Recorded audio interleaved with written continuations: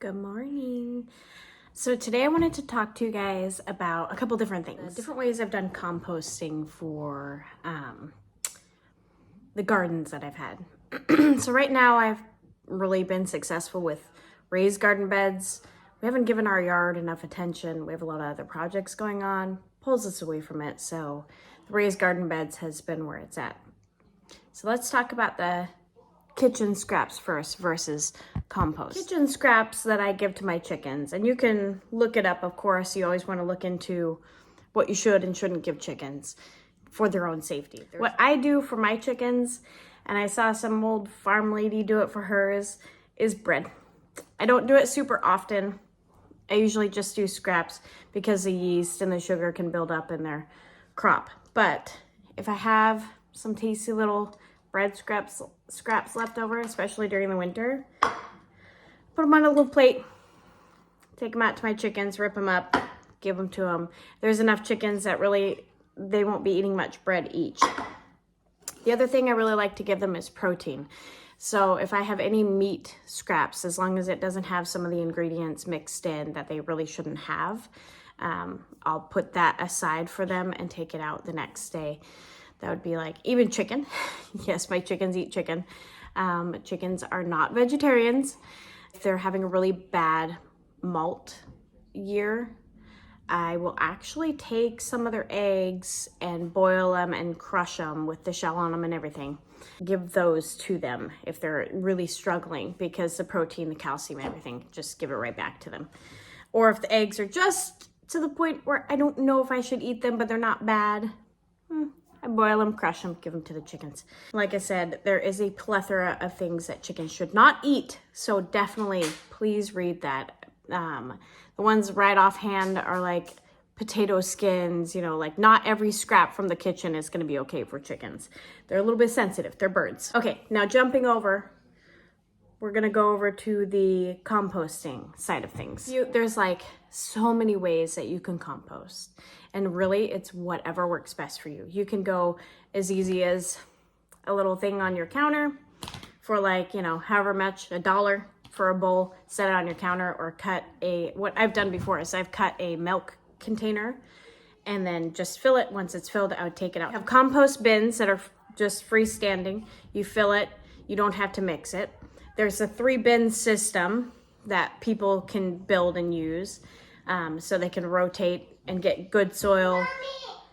It's like fresh, not fresh, really good soil. There's a freestanding, you can order one off of Amazon. I can put that in the description below. I did get one, I'll show you guys, off of Amazon. That was fairly inexpensive and easy to put up. There's the rotating bins, and they come in a variety of shapes and sizes and all kinds of things. There is the counter ones that actually compost it right there. And I will link the name because I cannot think of the name offhand, but I don't know how much they are. Anyway, they're very expensive.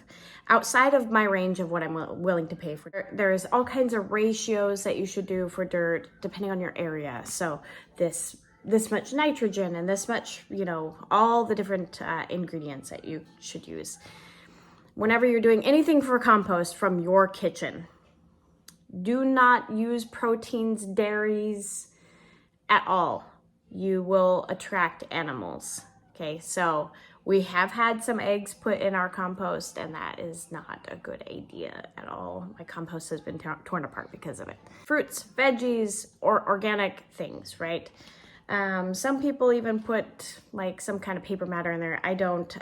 They're printed on and things like that. I don't put it in my garden either. I don't do the cardboard thing because most cardboards have like an anti-flammable property to them, and I don't want my stuff growing in it.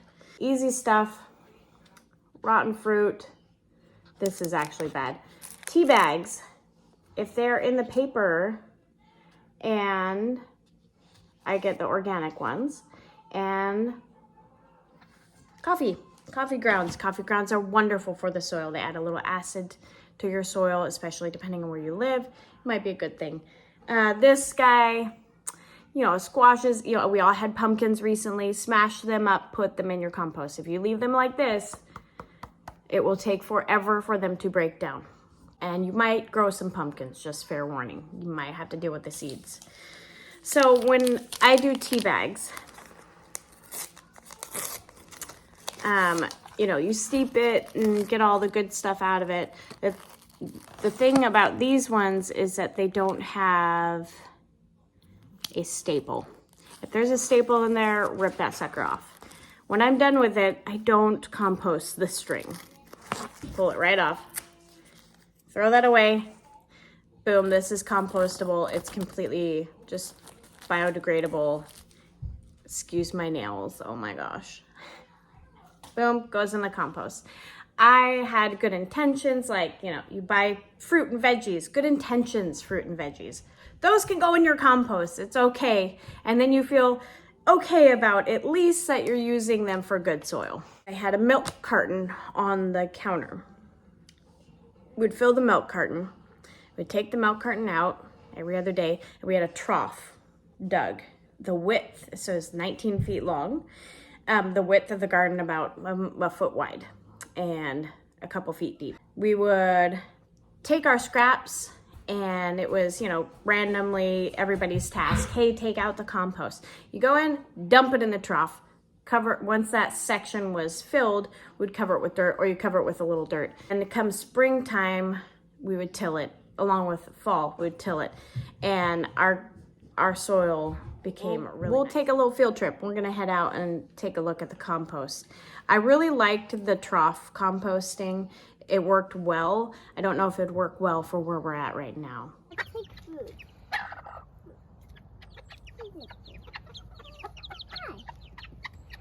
So here's my compost bin, Extra Life Lessons.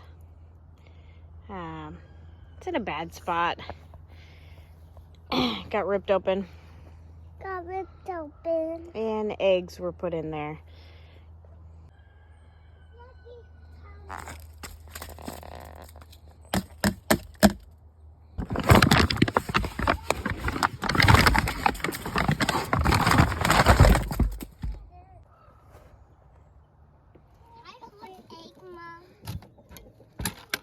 Come on, friends. Sit down.